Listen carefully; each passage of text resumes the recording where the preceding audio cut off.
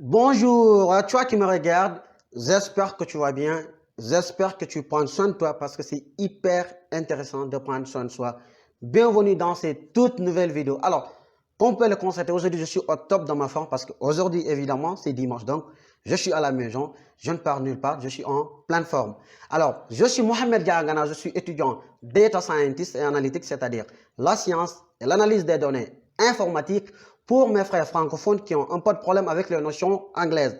Donc, si toi qui me regardes, c'est ta première fois de te retrouver sur cette chaîne YouTube, je t'invite à t'abonner ici, car ici, avec le temps, tu trouveras une solution à tous tes problèmes en tout ce qui est de la programmation. Sur ce, sans tarder, passons à la vidéo. Non, arrête-toi, abonne-toi et let's get started. Alors, de quoi est-ce qu'on va parler dans cette vidéo aujourd'hui? La famille.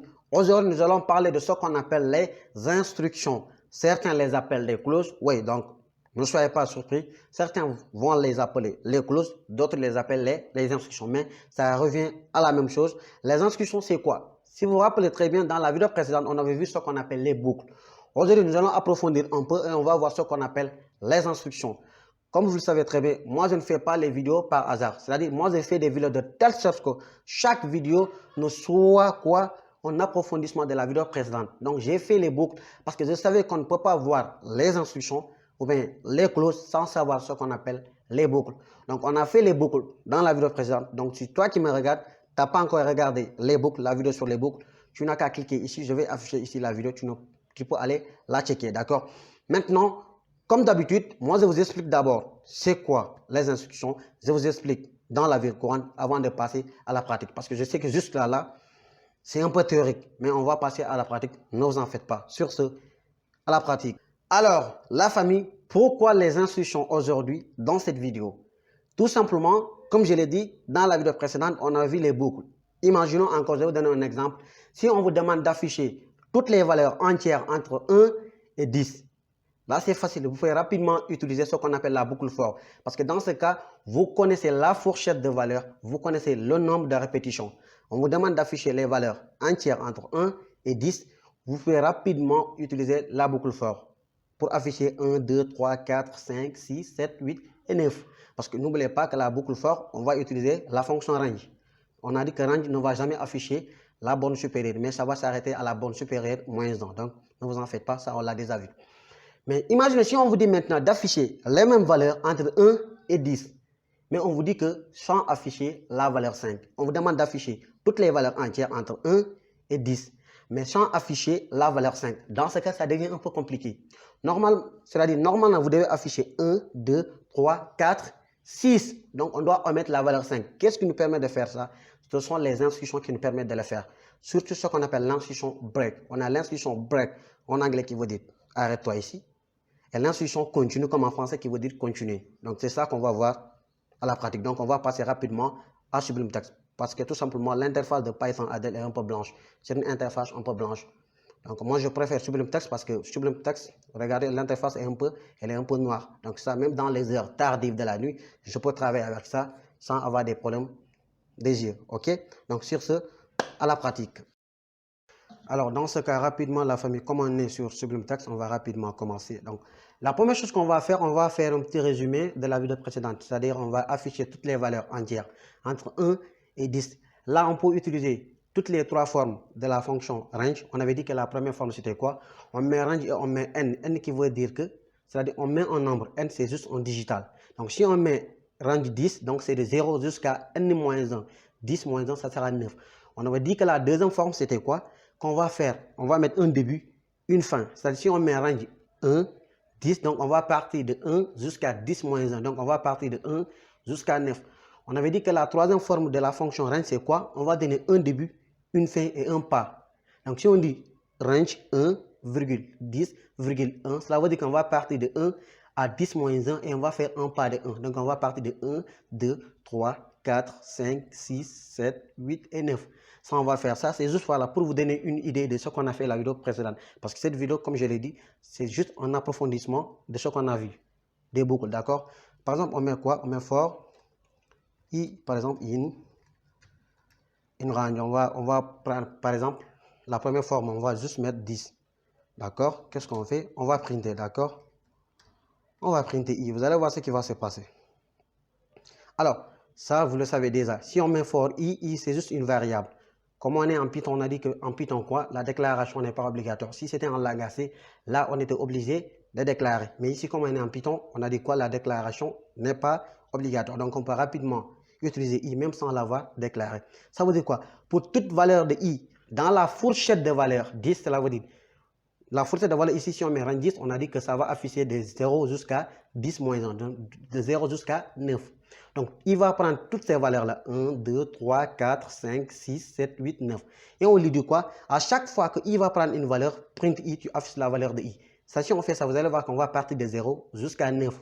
Parce qu'ici, on a tout simplement mis 10, donc on va aller jusqu'à n-1. 10 moins 1, c'est 9. Ça, on va pratiquer ça. On va l'exécuter, vous allez voir.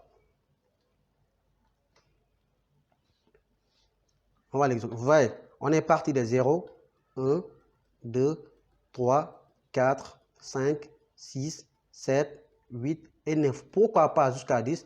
Regardez ici. Regardez ici. On a mis 10 entre parenthèses. Le paramètre ici, c'est 10. Mais pourquoi on est parti jusqu'à 9 ici? On s'est arrêté. Regardez ici très bien. Ici, on s'est arrêté à 9. Parce que, comme je l'ai dit, la fonction range va aller du début jusqu'à la fin moins 1. 10 moins 1, c'est pour cela qu'on a eu 9. Ça, c'est juste pour vous donner une idée de ce qu'on va faire. Très bien. Maintenant, cette fois-ci, l'objet de cette vidéo, c'est quoi? Maintenant, on va venir là. D'accord? On va enlever notre print de i.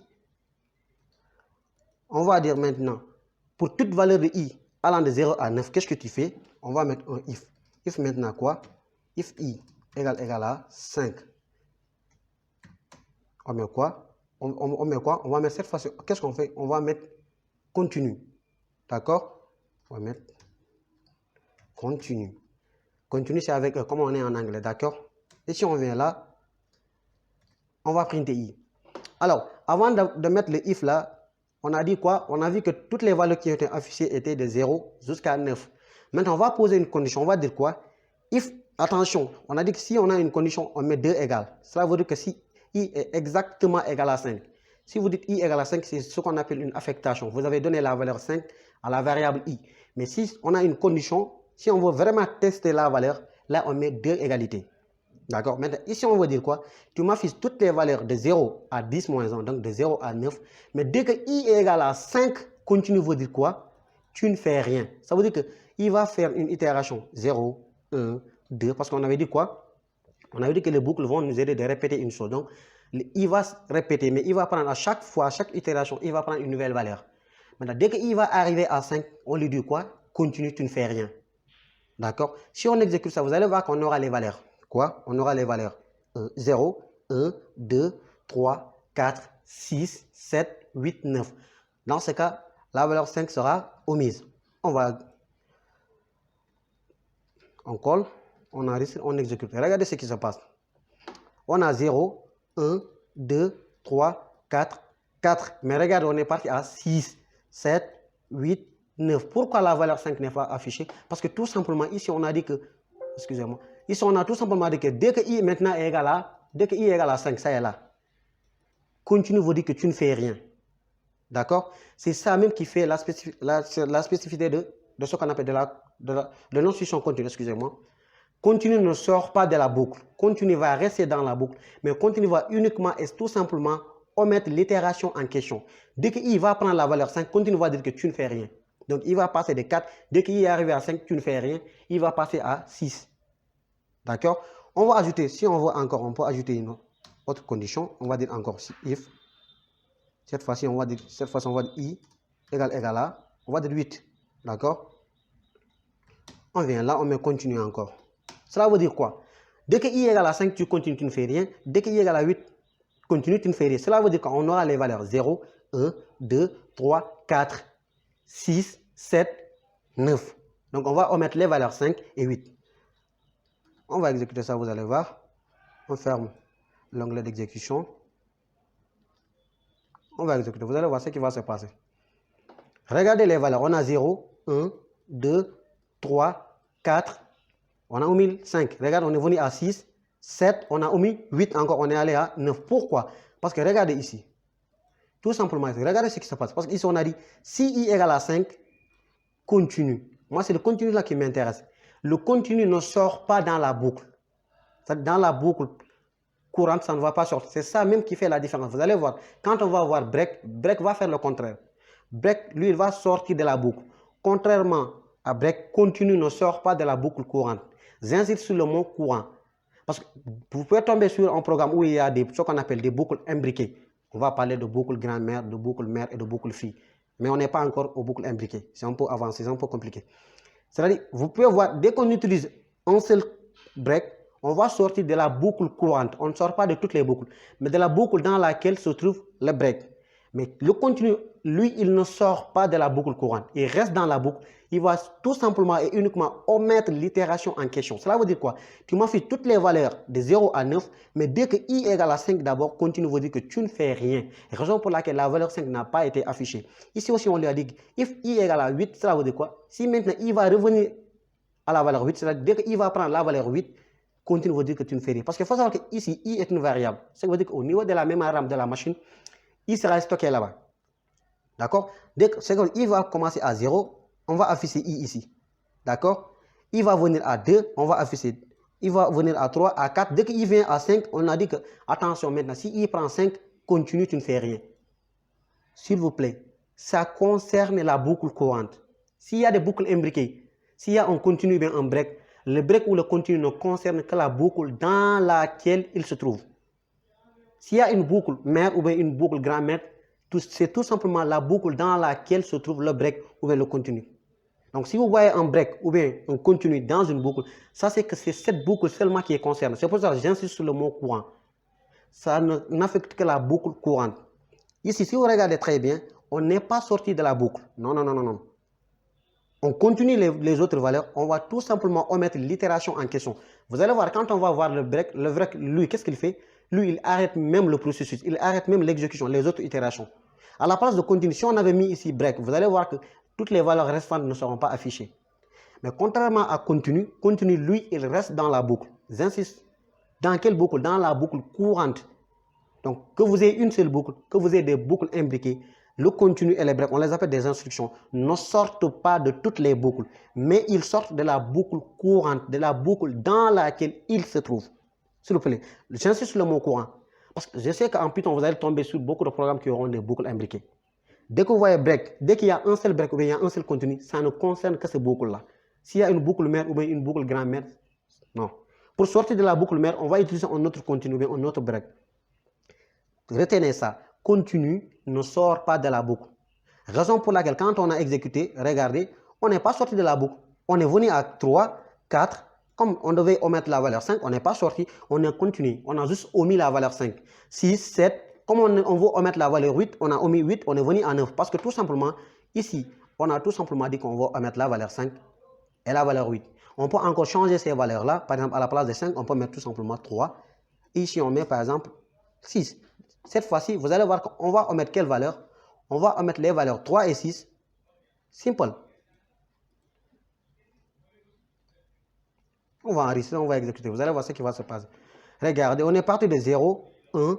Pourquoi la valeur 3 n'est pas affichée? Parce que quand i égale à 3 ici, regardez ce qui se passe là. Quand i égale à 3, on a dit quoi? Continue, tu ne fais rien. Raison pour laquelle le print i là ne sera pas exécuté. Parce que dans ce cas-là, on lui a dit que dès qu'il va prendre la valeur 3, continue, tu ne fais rien. Et si on continue, vous allez voir que ce n'est pas 3 seulement. On a 4, 5, on voit que 6 n'est pas affiché. Si on vient là, on va voir que tout simplement parce qu'on lui a dit que si i égale à 6, n'affiche rien, continue. Ça, c'est comme son nom l'indique en français, continue, veut dire que tu ne fais rien. On va faire nos boucles, mais dans les boucles, on va mettre des conditions. Et dans ces conditions, on va mettre ce qu'on appelle des instructions. D'accord? Continue ou break. J'ai commencé par continue parce que je pense que c'est le plus simple. Continue ne va jamais sortir de la boucle. Continue reste dans la boucle courante, mais va tout simplement omettre les conditions, c'est-à-dire les valeurs indiquées. Ici, on lui a dit que for i allant de 0 à 9, donc il va prendre les fourchettes 0 jusqu'à 9, tu m'affiches toutes les valeurs, sauf les valeurs 3 et la valeur 6. Parce qu'on a posé une condition en disant que if i égale à 3, continue, tu ne fais rien dans ce cas. Ici aussi, on a dit que si i égale à 6, continue, tu ne fais rien. Contrairement à break, qu'on va voir plus tard, vous allez voir que break, lui, il sort de la boucle, il arrête même la boucle. Si on avait mis ici, à la place de condition, on met ici break. Vous allez voir, attends, je vais même enlever ça. Je vais anticiper un peu sur break, vous allez voir. À la place de break, on va mettre à la place de continue, on va mettre break, excusez-moi. Oh. Regardez qu'est-ce que j'ai fait là. On va mettre un break comme ça. Vous allez voir cette fois-ci. Qu'est-ce qui va se passer? On va venir là. Regardez ce qui se passe avec le break. Regardez, on a 0, 1, 2. Pourquoi 3 n'est pas affiché? Parce que regardez ici. Ici, on a dit que dès que i égale à 3, break veut dire, comme son nom l'indique, break, tu t'arrêtes là. Alors que contrairement à continu, regardez ce qui se passe avec continu. Avec continu, on n'est pas sorti de la boucle. On a affiché toutes les valeurs récentes. On a tout simplement omis les itérations en question. C'est-à-dire l'itération où i égale à 3 et l'itération où i égale à 6. C'est simple. Avec continu, on ne sort pas de la boucle. On reste dans la boucle. On va tout simplement, c'est-à-dire le continu va concerner tout simplement l'itération en question. Contrairement à break qu'on va voir après, vous allez voir que break, lui, qu'est-ce qu'il fait? Il ne reste pas dans la boucle, il arrête même. C'est toutes les valeurs qui vont venir après le break ne sont. Donc la famille, on va maintenant voir ce qu'on appelle l'instruction break. Alors, rappelez-vous que l'instruction continue, je me répète encore, ça ne sort pas de la boucle courante. Ça reste dans la boucle courante, mais ça va omettre l'itération en question. Ça, c'est très intéressant. Maintenant, contrairement à ce qu'on appelle à l'instruction break, elle va sortir de la boucle courante. Je me répète, le mot courant est très intéressant. Cela ne veut pas dire qu'on va sortir de toutes les boucles, non. On va sortir de la boucle courante. La boucle courante veut dire quoi? La boucle fille dans laquelle nous sommes. S'il y a une boucle mère, on ne va pas sortir de toutes les boucles. L'instruction break nous permet de sortir de la boucle courante. Le mot courant est très intéressant. D'accord? Mais je ne veux pas aller compliquer les choses pour vous parler de boucle fille, boucle mère. Ce qu'on appelle les boucles imbriquées. On n'est pas encore là. Mais sachez que l'instruction continue ne sort pas de la boucle courante. C'est-à-dire de la boucle dans laquelle nous sommes. Ça va omettre l'itération. On va voir maintenant là ce qu'on appelle l'instruction break qui va, elle, faire le contraire. Qui va sortir de la boucle en question. Cela veut dire que de la boucle courante. D'accord? On va omettre ça. Vous allez voir. Ça, on va nous approcher. Maintenant, ça, quand on avait exécuté ça, vous avez vu qu'on avait vu les valeurs 1, 2, 3, 4, 6, 7, 8, 9. On avait omis la valeur 5. On va remplacer break par quoi? Excusez-moi, on va remplacer continue par ce qu'on appelle break. Break, comme en anglais, break qui veut dire par exemple freiner, comme les breaks de votre voiture, les freins de votre voiture. Ça, si on exécute ça, qu'est-ce qui va se passer? On va voir les valeurs 1, 2, 3, 4. On va s'arrêter là. On ne va pas voir 6, ni 7, ni 8, ni 9. Pourquoi? Parce que c'est ce qui fait l'objet de cette instruction. L'instruction break fait quoi? Va automatiquement sortir de la boucle. Donc, dès que i égale à 5, on va sortir de la boucle. Donc, on aura 1, 2, 3, 4 comme output, comme résultat. Bon, je sais que c'est un peu théorique. On va rapidement exécuter. Vous allez voir les résultats par vous-même. OK. CTRL V. On va mettre CTRL S. On va exécuter, vous allez voir. Regardez les résultats. On a 1, on a 2, on a 3 et on a 4. Pourquoi cette fois-ci, on n'a pas 6, 7, 8 et 9? Tout simplement, comme je l'ai expliqué, le break ne permet pas de continuer. Dès qu'il y a break, on sort de la boucle. Mais avant le break, on va trouver qu'il va afficher 1, il va afficher 2, c'est-à-dire la boucle. On aura 1, 2, 3 et 4. Mais dès que i sera égal à 5, on va voir qu'à la place de continuer, cette fois-ci, c'est break. Donc, on ne va plus continuer, on sort de la boucle. Ça, c'est très intéressant. La différence entre les instructions continue et break, continue va rester dans la boucle, mais va uniquement omettre l'itération en question. Quand on avait mis continue, on avait vu qu'on avait les valeurs 1, 2, 3, 4, on a omis 5, on est parti à 6, 7, 8 et 9. Mais contrairement à break, si on met break, dès que maintenant on arrive à la condition, break veut dire tu t'arrêtes là. On les avait vus on avait vu break quand on faisait les conditions, c'est-à-dire quand on faisait ce qu'on appelle les switch cache. À chaque fois qu'on faisait un cas, on mettait break, ce qui veut dire que tu t'arrêtes là, tu ne passes pas aux autres cas. La même chose avec les boucles ici. Dès qu'on a break dans une boucle forte, ou bien dans, je ne sais pas, dans n'importe quelle boucle, dès que maintenant cette situation-là sera satisfaite, dès que i aura la valeur 5, break, on ne va plus continuer. Quand on avait mis, je me répète encore, parce que ça c'est très intéressant. Quand on avait mis l'instruction continue, on avait juste omis la valeur 5. Mais quand on a remplacé continue par break, on a vu seulement les valeurs 1, 2, 3, 4. Pourquoi on n'a pas vu 6, 7, 8 et 9? Parce que break ne continue pas. Dès qu'il y a break, on sort de la boucle courante.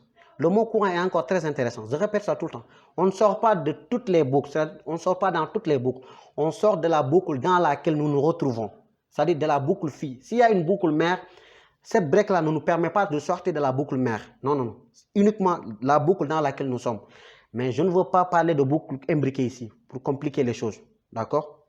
Mais ce que vous devez retenir, on a des instructions. Continue et break. Continue ne sort pas de la boucle. Va omettre l'itération seulement. Raison pour laquelle, quand on avait mis continue, on a vu les valeurs 1, 2, 3, 4. On a omis 5, on est allé à 6, 7, 8 et 9. On a juste remplacé. Regardez, on n'a rien touché. On a juste remplacé continue par break. On a vu qu'on a justement affiché 1, 2, 3 et 4. On n'a pas vu 6, ni 7, ni 8 et ni 9. Pourquoi? Parce que c'est ça l'objet de la clause ou de l'instruction break. Break, elle sort de la boucle. C'est que dès que maintenant il va arriver à 5, il va rencontrer break. Alors, on sort de la boucle. Alors, donc la famille, on va rapidement résumer notre vidéo avant de la terminer ici. Alors, on avait vu qu'à la place de break, on avait ce qu'on appelle continue. Quand on avait mis continue, on avait vu les valeurs 1, 2, 3, 4, 6, 7, 8, 9. Avec continue, on avait omis l'itération 5. On a vu quand on a remplacé maintenant le continu par ce break-là, on a seulement vu les valeurs 1, 2, 3, 4. C'est ce que j'expliquais. Break va toujours sortir de la boucle courante. J'ai toujours insisté sur le mot courant. Parce que des fois, vous pouvez tomber sur des programmes qui ont ce qu'on appelle des boucles imbriquées. Vous pouvez voir une boucle mère avec une boucle fille, avec une boucle petite fille. Si vous voyez une instruction break, cela ne veut pas dire que vous allez sortir de la boucle mère et de la boucle fille et de la boucle petite fille. Non. Si vous voyez là, c'est l'instruction break, vous regardez l'instruction break se trouve dans quelle boucle. C'est seulement dans cette boucle-là qu'on va sortir. On ne va pas sortir de toutes les boucles. Mais ça, c'est encore un peu approfondi, c'est un peu avancé. Mais comme moi, je vous explique, comme étant des débutants, je veux m'arrêter aux boucles simples. On ne va pas parler encore de boucles imbriquées. Mais sachez qu'à chaque fois, break nous permet de sortir de la boucle en question dans laquelle nous nous retrouvons. Contrairement à continue, continue reste dans la boucle, mais va omettre l'itération en question. Je vais faire deux programmes côte à côte pour que vous ayez une idée un peu de ce qu'on vient de dire. Cette fois-ci, on va mettre for. J, je mets J parce qu'il faut savoir que voilà, I, J, c'est tous des variables. On peut mettre M, N, Q, tout ce que vous voulez, Z. Vous allez voir, dans beaucoup de langages, on va utiliser I qui veut dire indice. Donc, on veut dire c'est l'indice, mais c'est juste une variable. On s'est habitué, voilà. Comme ça est devenu comme étant une normalisation, mais c'est juste une variable, d'accord? On va mettre une range. On va respecter la même fourchette de valeurs. On va aller de 1 à 10. D'accord? Cette fois-ci, on va dire if J, excusez-moi, égale à 5. Dans ce cas, cette fois-ci, on ne veut pas mettre break, mais on va mettre continue. D'accord? Continue va prendre E, c'est en anglais. D'accord? Voilà, cette fois-ci, on va printer. On va printer J. Voilà. Vous allez voir. Maintenant, ici, je vais séparer les deux programmes. Ça, c'est juste pour moi. Pour que vous compreniez ça, ça ne veut rien dire. Je mets ça pour que vous voyez. Voilà. Ne vous en faites pas pour ça, d'accord? Ça, c'est juste pour que vous voyez la différence entre les deux instructions. Ici, on a mis break, ici, on a mis continue. Regardez, ce sont les mêmes programmes. Mais on a juste remplacé le break par continue ici, d'accord? Vous allez voir. Voilà.